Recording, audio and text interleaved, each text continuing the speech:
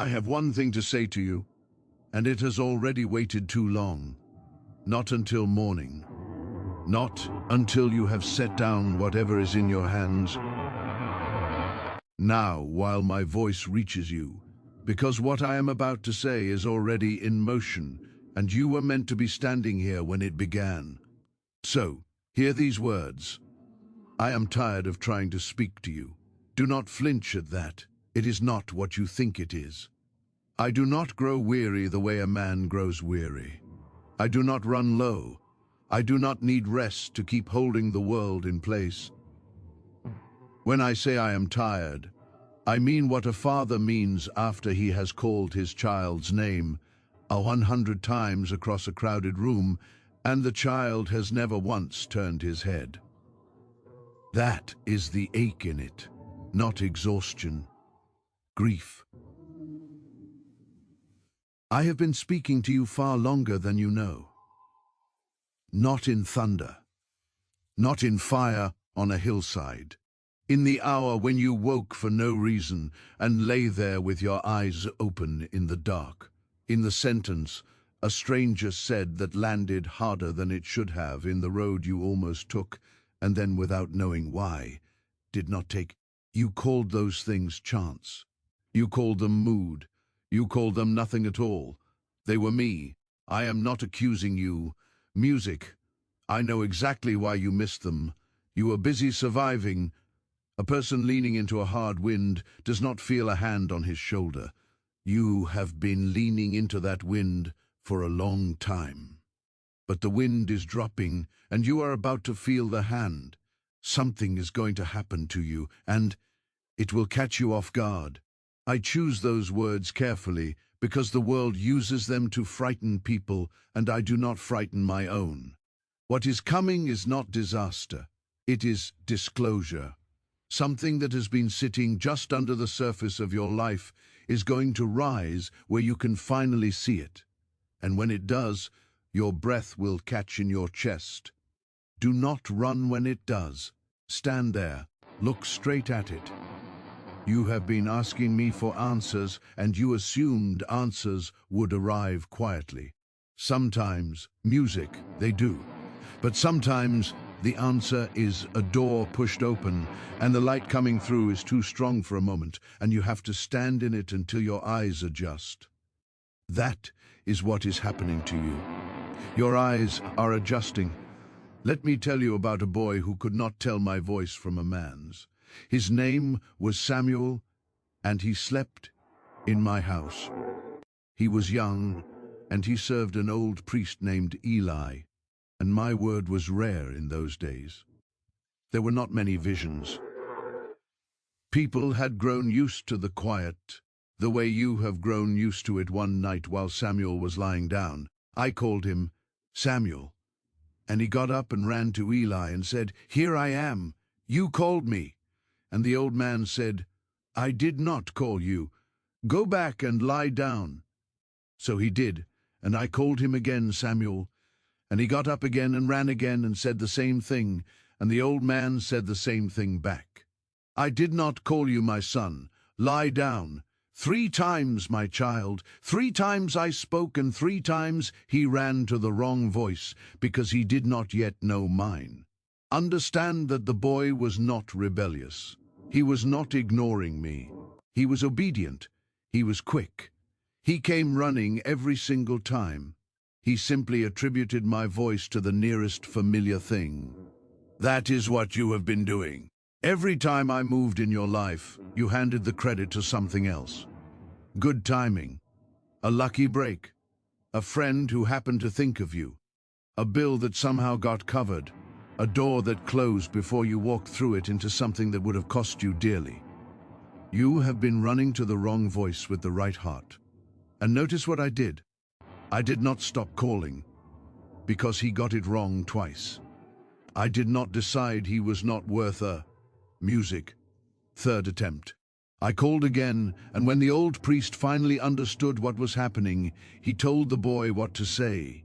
If you hear it again, say, "Speak, for your servant is listening." That is the only thing that has been missing. Not your worthiness, not your effort. One sentence. Speak, for your servant is listening.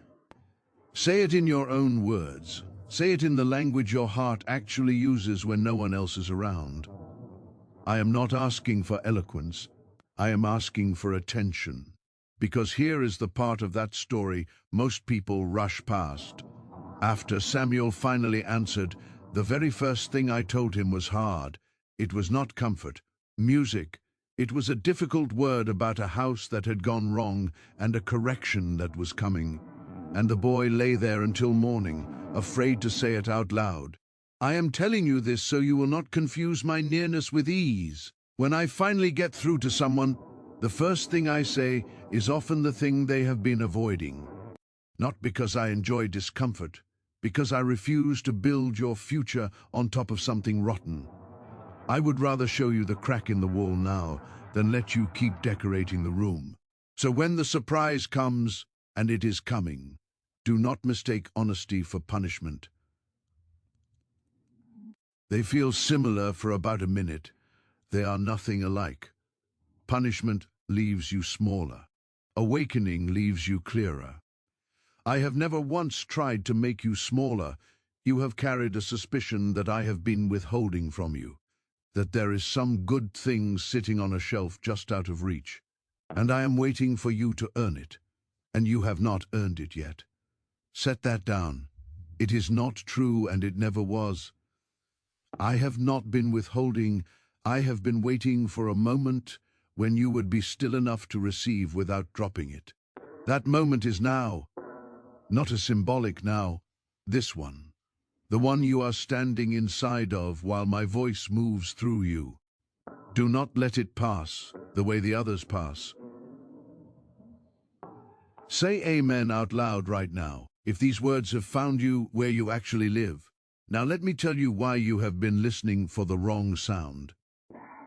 There was a man named Elijah who had just seen me do something enormous. Fire had fallen on a mountain in front of an entire nation. He had stood alone against hundreds and won. If ever a man had reason to feel certain of me, it was him on that day, with the smoke still rising behind him. And then a threat came against his life, and he ran. He ran into the wilderness and sat down under a broom tree and asked me to let him die. That is not a small detail. The same man who had called down fire in the afternoon wanted to stop breathing by nightfall. Strength is not a permanent condition, my child. Neither is faith. Both of them rise and fall like tide water, and I have never once withdrawn my hand because the tide was low. Do you know what I did for him first? Nothing spiritual at all. I let him sleep. Then I sent food, and I let him sleep again. And then I sent food a second time. Before a single word of instruction, before any correction, before any assignment, rest and bread twice. I want you to sit with that because you have been convinced that what is wrong with you is a faith problem. Sometimes it is, but often what is wrong with a person is that they are worn thin and have not been fed, and they mistake plain human depletion for spiritual failure and then punish themselves for it. I do not punish a tired man for being tired. I feed him. Then I brought him to a mountain and told him to stand there because I was about to pass by. And a great wind came strong enough to tear the mountain apart and shatter the rocks. But I was not in the wind. After the wind, the ground shook, but I was not, music, in the earthquake. After that fire, but I was not in the fire. And after the fire, there was a low whisper, a thin sound, almost nothing, and when he heard it, music. He wrapped his face in his cloak and went out and stood at the mouth of the cave because he knew finally that this was me. My child, you have been standing in the mouth of your own cave, watching for the wind. Speak, you have been waiting for something loud enough to be undeniable. A sign so large that doubt could not survive it. And while you were watching the horizon for something dramatic, Iandapos have been speaking in the register I almost always use, which is quiet and steady and easily lost under the noise of an ordinary day. The whisper is not weakness, it is intimacy. I speak softly to you for the same reason a person leans in close to say the thing that matters most. Volume is for crowds. Quiet is for the one you love. If you have been feeling that my voice was faint, consider that faint may be the sound of nearness rather than the sound of distance. But there is a harder truth in that story, and I will not hide it from you. Elijah heard the whisper, and the first thing I asked him was a question. "What are you doing here?" And he answered with a complaint. He told me he was the only one left. He told me everyone had abandoned the truth, and he alone remained faithful, and now they wanted him dead. It was not true. There were 7,0,0,0,0 others who had never bowed to the false god, 7,000, and he could not see one of them from where he was sitting. Exhaustion does that.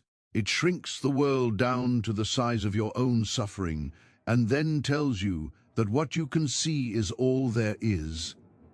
You have believed you are the only one in your family who prays, the only one carrying the weight, the only one who has been faithful and gotten silence back. I am telling you plainly that your count is off. There are others.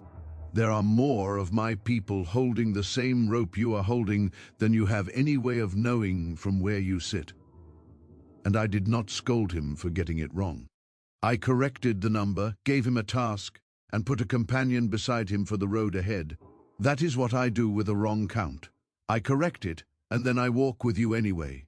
Speak your yes now. Before you can see how any of this ends, I want to name something you have not said out loud.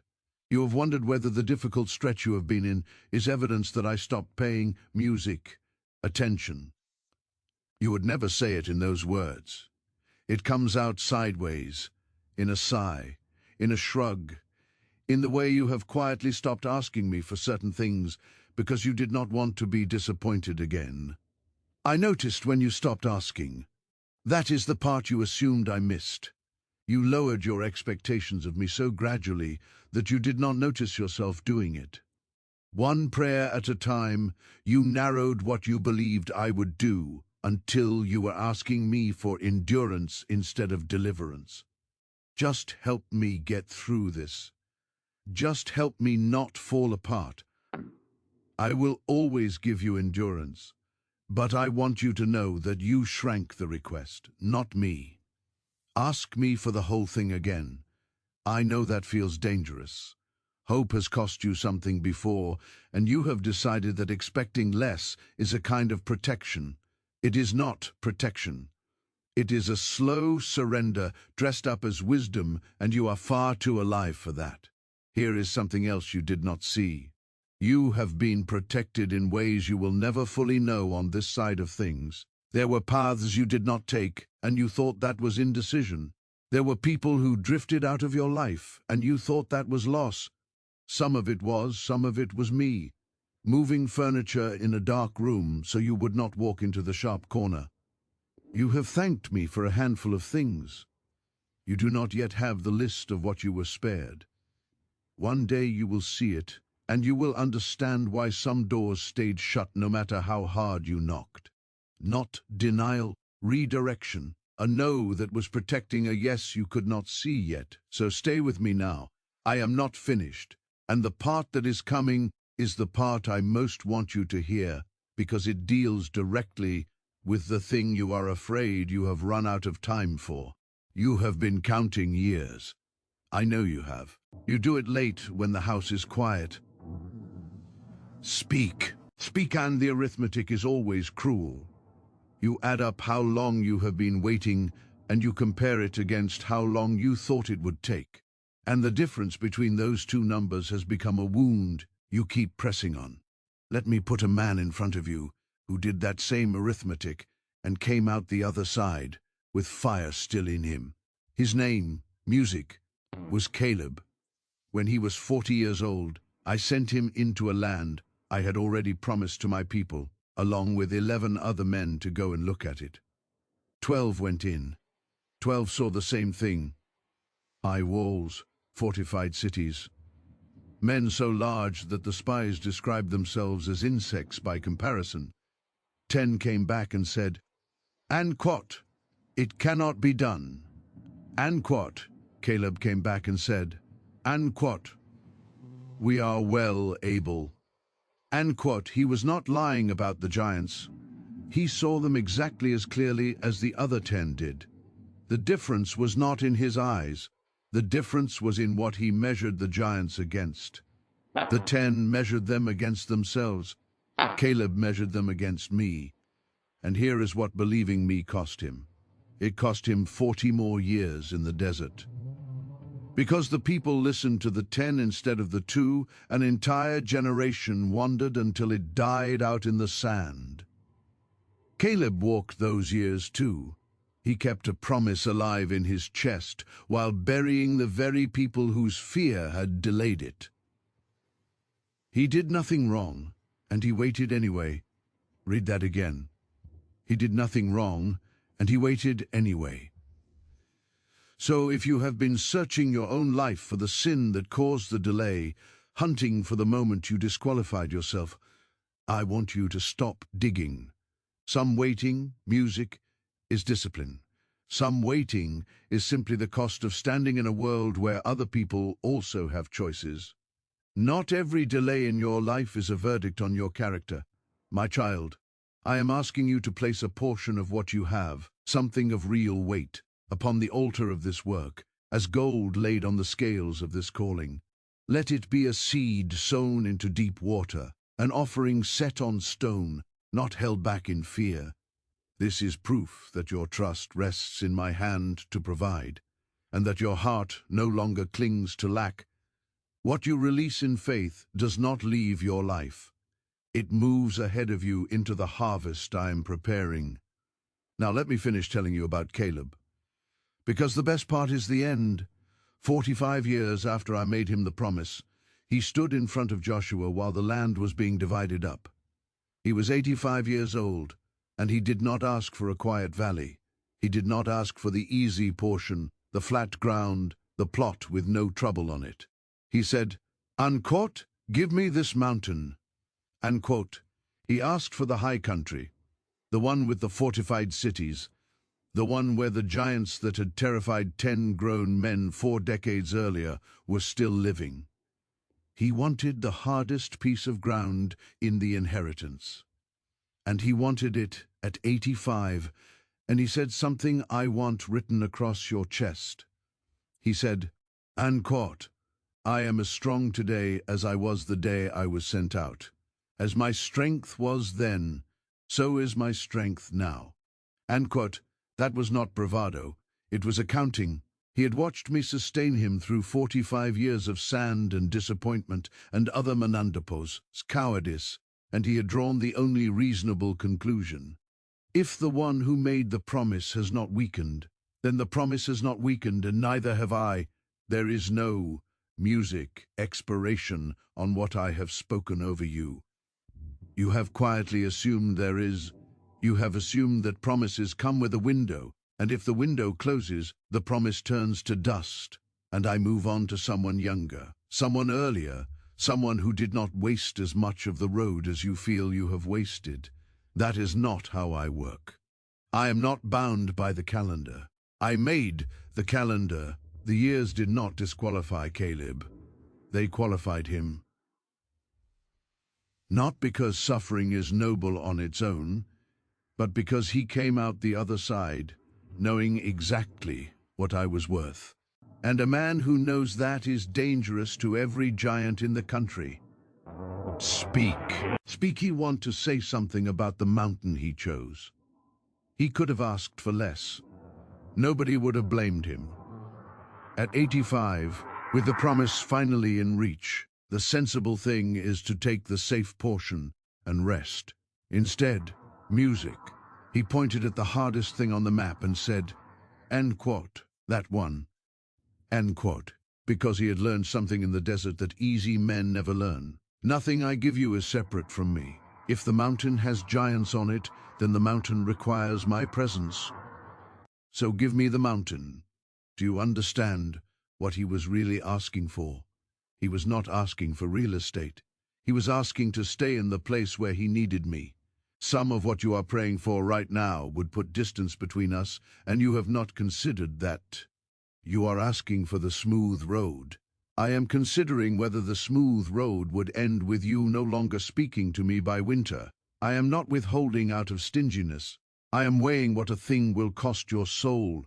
And when I do give you the mountain, and I will, it will not be a mountain with nothing on it.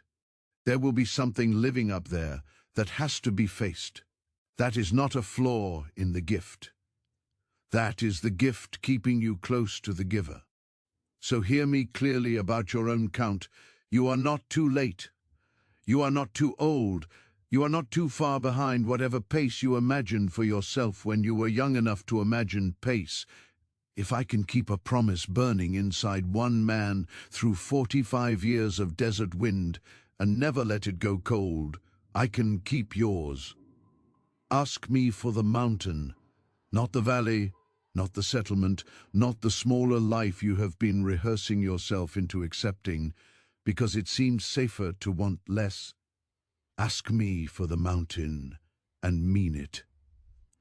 There is a second objection sitting in you, and it is heavier than the first. The first was about time. This one is about you.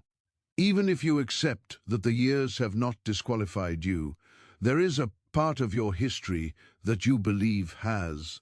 Something you did, something that was done to you and left a mark you have never fully scrubbed off.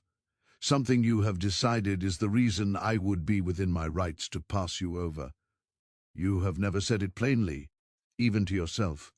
It lives just below language in the place where shame keeps its things. So, let me bring you a woman. Her name was Rahab, and she lived inside the wall of a city under judgment. She made her living in a way that the respectable people of her day used as shorthand for everything unclean.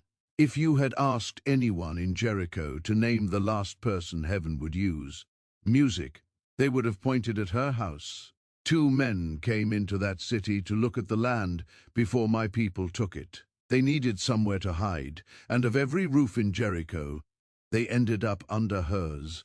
The king and Dapper's men came looking. She hid the 2 of them under stalks of flax on her roof and sent the soldiers off in the wrong direction. Then she came back up in the dark and said something extraordinary to 2 frightened strangers. She said, "Anquot, I know the Lord has given you this land. We have heard what he did at the Red Sea. Our hearts have melted. Your God is God in heaven above and on the earth below."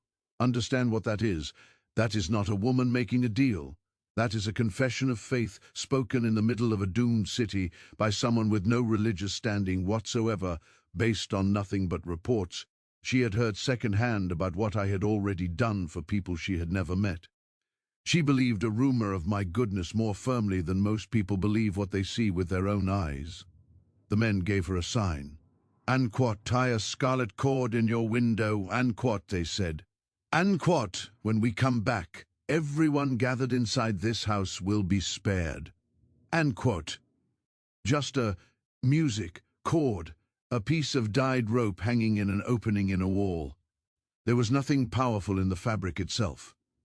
Its power was that it was the agreed sign.